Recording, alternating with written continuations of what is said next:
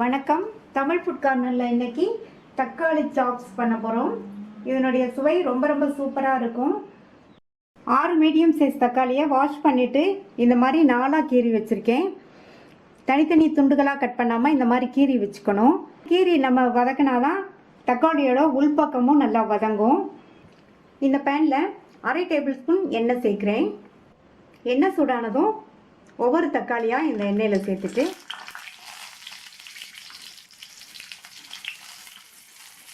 Stove வந்து low medium ஃப்ளேமில் இருக்கட்டும். நம்ம தக்காளியை 4ஆக கீறி சேர்த்துருக்கிறதுனால இந்த மாதிரி வதக்கும் போது தக்காளியோட உள்பக்கமுமே நல்லா வதங்கிடும். வதங்கிட்டு இருக்கும்போது ஒவ்வொரு தக்காளியையுமே இந்த மாதிரி கரண்டி வச்சு பரட்டி விட்டுக்கோங்க. அப்போ தான் எல்லா தக்காளியும் ஒன்று போல் எல்லா பக்கமுமே நல்லா வதங்கும். 5 நிமிஷமாக எண்ணெயிலே வதங்கி தக்காளியோட மேல் தோல்லாம் நல்லா சுருங்கிடுச்சு பாருங்கள். இப்போ ஸ்டவ் ஆஃப் பண்ணிவிட்டு இதை வெளியில் எடுத்து வச்சு ஆற விட்டுறலாம். வதக்கி வச்ச தக்காளியெல்லாம் நல்லா ஆறிடுச்சு. இதை இந்த மிக்ஸி ஜாரில் சேர்த்து தண்ணி எதுவும் சேர்க்காமல் நல்லா நைஸாக அரைச்சிக்கலாம். இந்த மிக்ஸி ஜாரில் 2 டேபிள் ஸ்பூன் தேங்காய் துண்டுகள், 2 டீஸ்பூன் கொத்தமல்லி விதை, 1/2 டீஸ்பூன் மிளகு, 1 டீஸ்பூன் சீரகம், 1 டீஸ்பூன் சோம்பு, 1 டீஸ்பூன் கசகசா, 2 டேபிள் ஸ்பூன் பொட்டுக்கடலை. இது கூட தேவையான அளவு தண்ணி சேர்த்து நல்லா நைஸ் விழுதாக அரைச்சிக்கலாம். இந்த பேனில் 2.5 டேபிள் ஸ்பூன் எண்ணெய் சேர்க்குறேன். இந்த சாப்ஸுக்கு எண்ணெய் அதிகமாக சேர்த்தா தான் நல்லாயிருக்கும். எண்ணெய் சூடானதும் அதில் 1/2 டீஸ்பூன் கடுகு பொரிஞ்சதும் அதில் 1 டீஸ்பூன் உளுந்தம்பருப்பும் 1 டீஸ்பூன் கடலைப்பருப்பும் சேர்த்துட்டு இப்போ பருப்பெல்லாம் வறுபட்டு பொன்னிறமாக வந்துருச்சு. 10-12 சின்ன வெங்காயத்தை இந்த மாதிரி கொஞ்சம் பெரிய பீசஸாக கட் பண்ணி வச்சுருக்கேன். அதை இதில் சேர்த்துட்டு வெங்காயத்தை லைட்டாக வதக்கி விட்டால் போதும். ஒரு 1/2 நிமிஷத்துக்கு வதக்கிக்கங்க. அடுத்து இதில் 1 டீஸ்பூன் இஞ்சி பூண்டு விழுதை சேர்த்துட்டு இந்த இஞ்சி பூண்டு விழுதோட பச்சை வாசனை போக வதக்கிக்கணும். கூடவே கொஞ்சம் கருவேப்பிலையும் சேர்த்து வதக்கிக்கலாம். இப்போ 2 நிமிஷமாக வதங்கி நம்ம சேர்த்த இஞ்சி பூண்டு விழுதோட பச்சை வாசனையும் போயிடுச்சு. அடுத்து இது கூட நம்ம அரைச்ச தக்காளி விழுதை சேர்த்துக்கலாம். மிக்ஸி ஜாரை கழுவி இது கூட 1/4 கப் தண்ணி மட்டும் சேர்த்து நல்லா ஒரு தடவை மிக்ஸ் பண்ணி விட்டுருங்க. இது கொதிச்சு வரட்டும். கொதித்ததும் 1/4 டீஸ்பூன் மஞ்சள் தூள், மிளகாத்தூள் 1/2 டீஸ்பூன் சேர்த்துக்கங்க. அடுத்து இது கூட இந்த சாப்ஸுக்கு தேவையான அளவு உப்பு சேர்த்துட்டு நல்லா ஒரு தடவை மிக்ஸ் பண்ணி விட்டுருங்க. அடுத்து இதில் நம்ம அரைச்ச தேங்காய் விழுதை சேர்த்துக்கலாம். இது கூட மிக்ஸி ஜாரை கழுவி கொஞ்சமாக தண்ணி சேர்த்துட்டு மறுபடியும் நல்லா எல்லாம் ஒன்றா மிக்ஸ் ஆகிற மாதிரி இந்த மாதிரி கலந்து கொடுத்துடலாம். இப்போ மூடி போட்டு ஸ்டவ்வை சிம்மில் வச்சுருங்க. 20 நிமிஷத்துக்கு அப்படியே இருக்கட்டும். எல்லாம் நல்லா ஒன்று சேர்ந்து கொதித்து வற்றி மேலே எண்ணெய் தெளிஞ்சு வரட்டும். இடையில 2 நிமிஷத்துக்கு ஒரு தடவை ஓப்பன் பண்ணி பார்த்து நல்லா கிண்டி விட்டுக்கணும். இல்லைன்னா கடாயில் அடியில் பிடிச்சிரும். இப்போ 20 நிமிஷம் ஆச்சு. திறந்து பார்க்கலாம். நம்மளுடைய தக்காளி சாப்ஸ் நல்லா வத்தி கெட்டியாகி மேலே எண்ணெய் தெளிஞ்சு வந்துருச்சு. கடைசி அதில் பொடியாக கட் பண்ண கொத்தமல்லி இலைகளை தூவி விட்டுறலாம். தூவி விட்டுட்டு ஒரு தடவை மிக்ஸ் பண்ணி விட்டுறலாம். நல்லா கமகமன் வாசனையாக கலர்ஃபுல்லான டேஸ்டான தக்காளி சாப்ஸ் ரெடி ஆயிடுச்சு.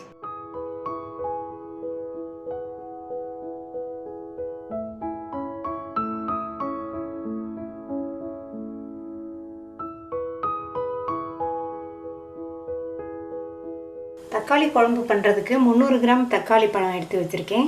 நல்ல கலர்ஃபுல்லாக உள்ள பழுத்த பழமாக எடுத்துக்கங்க, நல்லாயிருக்கும்.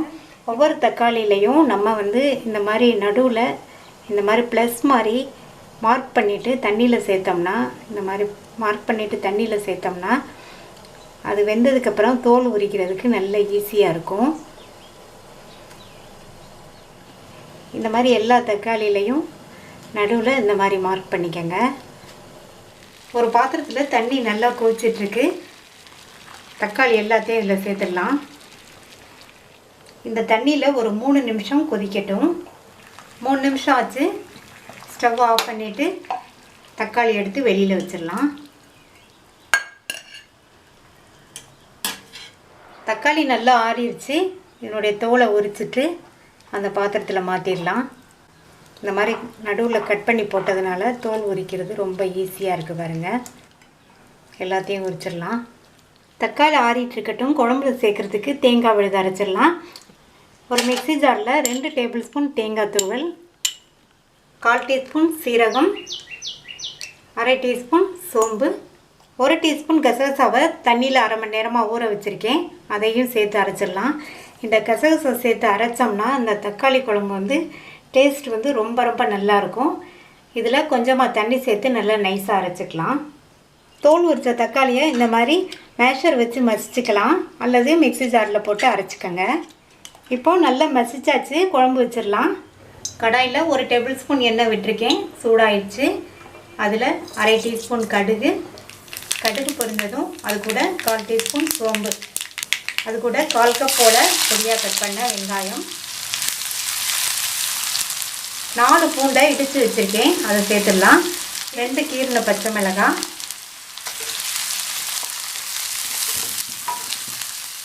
அடுத்து அது கூட கறிவேப்பிலை சேர்த்துடலாம். வெங்காயம் கொஞ்சம் வதங்கினதுக்கப்புறமா ஸ்டவ்வோட தீயை குறைச்சிட்டு அது கூட 1/4 டீஸ்பூன் மஞ்சள் தூள், மிளகாத்தூள் ஒரு 1/2 டீஸ்பூன் சேர்த்துக்கிறேன். நீங்கள் வந்து உங்கள் காரத்துக்கு தகுந்தபடி சேர்த்துக்கங்க. அதுக்கப்புறமா ஒரு 1/2 டீஸ்பூன் மட்டும் மல்லித்தூள் சேர்த்துட்டு இதை லேசாக வதக்கி விட்டுட்டு மேஷ் பண்ணி வச்ச தக்காளியை சேர்த்துடலாம். தக்காளி சேர்த்துட்டு நல்லா கலந்து விட்டுருங்க. அது கூட 1 கப் போல் தண்ணி சேர்த்துடலாம். தண்ணி சேர்த்துட்டு இந்த குழம்புக்கு தேவையான அளவு உப்பு, நான் வந்து உப்பு ஒரு 3/4 டீஸ்பூன் சேர்த்துருக்கேன். உப்பு சேர்த்துட்டு நல்லா கலந்து விட்டுறணும். மூடி வச்சிடலாம். குழம்பு நல்லா எல்லாம் ஒன்று சேர்ந்து 2-3 நிமிஷம் கொதிக்கட்டும். இப்போ 3 நிமிஷத்துக்கு மேலேயே ஆயிடுச்சு. குழம்பு நல்லா கொதித்து மசாலாவோட பச்சை வாசனையெல்லாம் போயிடுச்சு. இந்த ஸ்டேஜில் 1/4 டீஸ்பூன் அளவுக்கு கறி மசால் பவுடர் சேர்த்துருக்கேன். இது ஆப்ஷனல் தான். அடுத்து அரைச்ச இந்த தேங்காய் பேஸ்ட்டை சேர்த்துடலாம். மிக்ஸி ஜாரை கழுவி தண்ணி கொஞ்சம் சேர்த்துடலாம். நல்லா கலந்து விட்டுருங்க. இப்போ இந்த தேங்காய் விழுதோட பச்சை வாசனை போகிற அளவுக்கு ஒரு 2 நிமிஷம் குழம்பு கொதிக்கட்டும். குழம்பு வந்து இந்த அளவு திக்னஸில் இருந்தால் சாதத்தில் போட்டு சாப்பிட்றதுக்கு நல்லாயிருக்கும். கமன்னு வாசனையோட தக்காளி குழம்பு ரெடி ஆயிடுச்சு.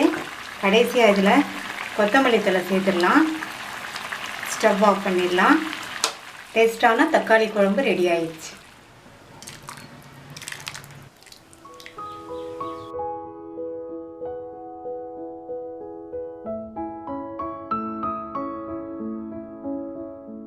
கல்யாண வீடு ஹோட்டலில் வைக்கிற மாதிரி தக்காளி பாசிப்பருப்பு கூட்டு பண்ண போகிறோம்.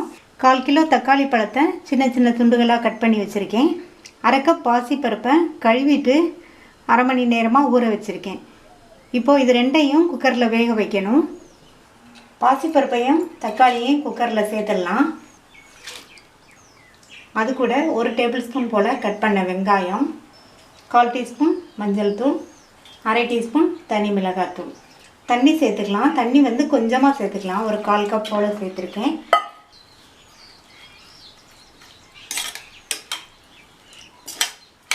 நல்லா கலந்து விட்டாச்சு. மூடி போட்டுடலாம். ஸ்டீம் வந்ததுக்கப்புறமா வெயிட் போட்டு மீடியம் ஃப்ளேமில் 2 விசில் வேக வச்சுக்கலாம். 2 விசில் வந்துடுச்சு. திறந்து பார்க்கலாம். பருப்பும் தக்காளியும் கரெக்டாக வெந்திருக்கு. பாசிப்பருப்பை வந்து 1/2 மணி நேரமாக ஊற வச்சதுனால 2 விசில்லையே வெந்துருச்சு.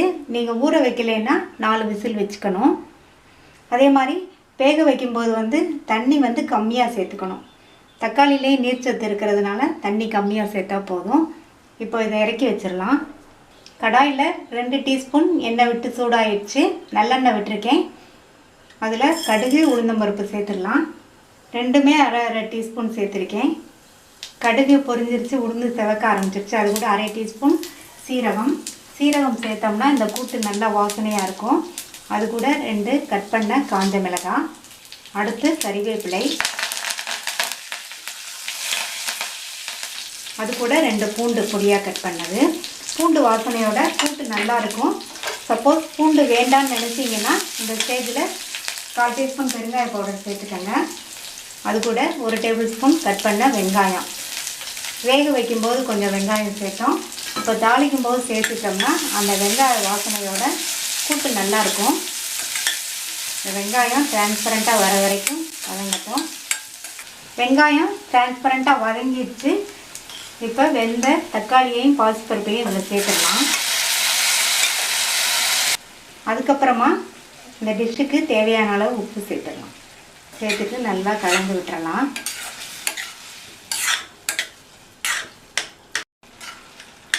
நல்லா கலந்தாச்சு. இது எல்லாம் ஒன்று சேர்ந்து கொஞ்சம் நேரம் கொதிக்கட்டும். கூட்டுங்கிறதுனால இந்த அளவு கன்சிஸ்டன்சி நமக்கு இருந்தால் போதும். கல்யாண வீடு ஹோட்டல்ல எல்லாம் இந்த தக்காளி பாசிப்பருப்பு கூட்டு வந்து சைட் டிஷ்ஷாக அடிக்கடி வைப்பாங்க. இது ரொம்ப நல்லாயிருக்கும். நீங்களும் ட்ரை பண்ணி பாருங்கள். இப்போ நல்லா கொதித்து கூட்டு வந்து கரெக்டான கன்சிஸ்டன்சிக்கு வந்துடுச்சு. ஸ்டவ் ஆஃப் பண்ணிடலாம். கொத்தமல்லி தழை சேர்த்துடலாம். இன்னும் நல்லாயிருக்கும் டேஸ்ட்டாக. தக்காளி பாசிப்பருப்பு கூட்டு ரெடி ஆயிடுச்சு. நீங்களும் ட்ரை பண்ணி பார்த்துட்டு லைக், ஷேர் அண்ட் கமெண்ட் பண்ணுங்கள். தமிழ் ஃபுட் கார்னர் சேனலுக்கு சப்ஸ்கிரைப் பண்ணுங்கள். தேங்க்யூ.